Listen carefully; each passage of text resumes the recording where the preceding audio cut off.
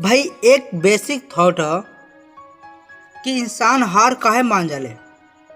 ओकरा पास काबिलियत ना होला, ओकरा पास हिम्मत ना होला, ओकरा पास ताकत ना होला, ओकरा पास उ जाना तरे भाई मुश्किल से कैसे डील करे के बा, उ जाना तरे कि अपने हालात के कैसे संभाले के बा, उ सब जाना तरे कि हमरा आगे जौन रोड़ा बारे ओकरा के कैसे पार कर। लेकिन बशर्ते भाई पॉइंट वन यहाँ पे एक बेसिक सा चीज रुक जाए, ठीक बा, वह कि ओकरा के कहाँ पर कौन चीज यूज करे के ह वो मालूम ना होला। अगर वो मालूम हो जाए ना तो भाई कोई भी हार ना सके।